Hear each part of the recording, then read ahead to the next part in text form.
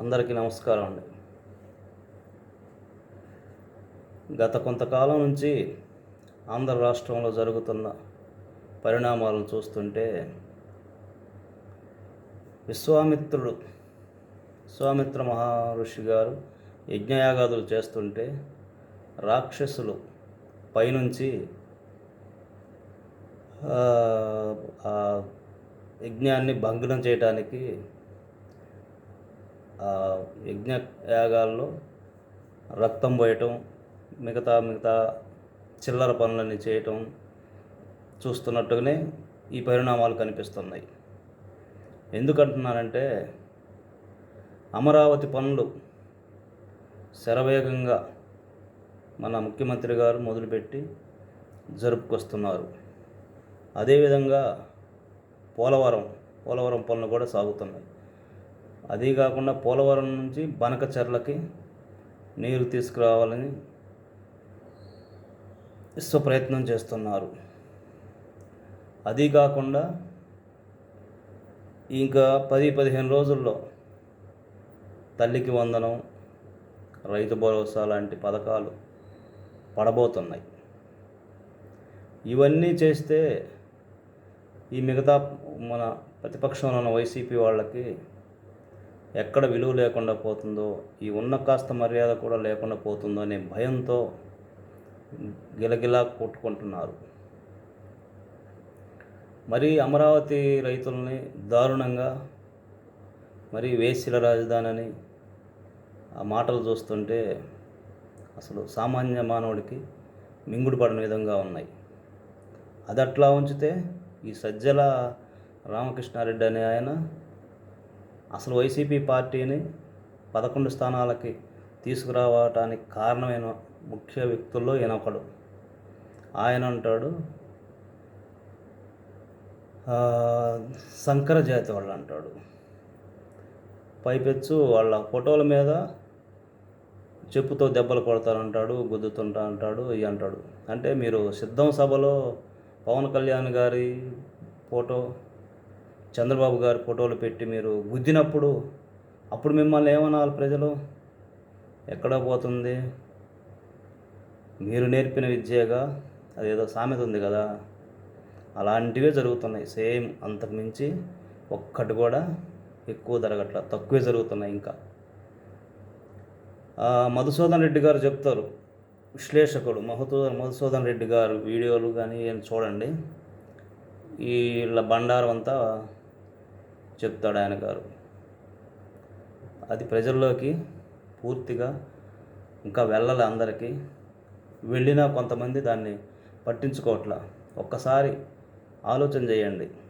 ఎవరైనా సరే, ఏ పార్టీ వాళ్ళైనా సరే, రాష్ట్రం ముందుకు పోవటం ఇష్టమా లేక వెనక్కి పోవటం ఇష్టమా? అది ఆలోచన చేసుకోండి. మన కోసం కాదు, మన భావితరాల వాళ్ళ కోసం కూడా మనం ఆలోచన చేయాలి. ఆ విధంగా ఉండాలి. కానీ ఈ రకంగా వీళ్ళు మంచి పనులు చేస్తే ఇంకా మనకి పుట్టగతులు ఉండవేమో అని చెప్పేసి భయంతో చేస్తున్న పనులు ఇవి. ఎవరో గంజాయి తాగిన వాళ్ళని, గొడవలు చేసే వాళ్ళని పరామర్శించేది ఏంటండి మాజీ ముఖ్యమంత్రి గారు? ఆ రోజు డాక్టర్ గారిని బట్టలెప్పి మాస్క్ అడిగినని కొట్టి చంపారే, అప్పుడేమాత్రం పరామర్శించారు?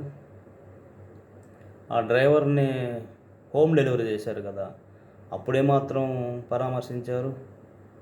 ఇలా చెప్పుకుంటూ పోతే చాలా ఉన్నాయి చాట భారతం లాగా. అందుకని దయచేసి ఇప్పటికైనా ప్రజలు ఓట్లు తీర్పు ఇచ్చారు కదా, మీకు 11 సీట్లు ప్రజలు ఎవరు ఏమంటే ఇచ్చారు? వాళ్ళ అభిప్రాయం వాళ్ళు వ్యక్తపరిచారు. దానికి విలువ ఇవ్వండి, గౌరవించండి. దాన్ని ఎలా మనం సరిదిద్దుకోవాలి, మళ్ళీ మనం ఆ 151 స్థానాలకి ఎలా అందుకునే విధంగా ఉండాలి అని ఆలోచనలు చేయండి. ఈ రకంగా గొడవలు సృష్టించి లేనిపోని అభాండాలు వేస్తూ ఇది చేస్తే ఇంకా మీరు దిగజారిపోతారు. అంతకుమించి ఏం లేదు. జనం చూస్తే ఉమ్మేస్తారు మిమ్మల్ని. ఆ పరిస్థితికి దిగజారొద్దు. పనులు మీరు చేశారు. 151 సీట్లు వచ్చినప్పుడు చేశారు, చేయలేదంటలా. కొన్ని చేశారు, పథకాలు ఇచ్చారు, ఇవ్వలేదు అంటలేదు. కాకపోతే అంతకు మించి ఇస్తామన్నారు, వీళ్ళు కూడా ఇస్తారు. పింఛన్ ఒకటి ఇచ్చారు కదా, మీరు ఇచ్చిన 3,000 4,000 చేసి అంతకుముందు మళ్ళీ 2 నెలల పింఛన్ కూడా కలిపేసి ఇచ్చారు కదా, చూశారు కదా దాన్ని. అలాగే ఇవి కూడా చేస్తారు. అంతేగాని ఒక సంవత్సరం అయిపోయింది, ఇంకా 4 సంవత్సరాలు ఉంది, ఓపిక పట్టండి. ఈలోపు మీరు మంచి అనిపించుకోండి. మంచి అనిపించుకుంటే కాస్త కూస్తో కొంచెం మెరుగవుతారు. అంతేగాని ఇంకా దిగజారిపోవద్దు, రాష్ట్రాన్ని నాశనం చేయొద్దు. మీరేదో కక్షలు పెట్టుకొని కార్పణ్యాలు పెట్టుకొని రాష్ట్రాన్ని అధోగతి పాలు చేయొద్దు. పరిశ్రమలు రాక పిల్లలు చదువుకొని ఏదో రాష్ట్రాలకు వెళ్ళిపోయి అష్టకష్టాలు పడటం అది అంత అవసరమా? మీకేమండి, రాజకీయ నాయకులకి వేల కోట్లు ఉన్నాయి.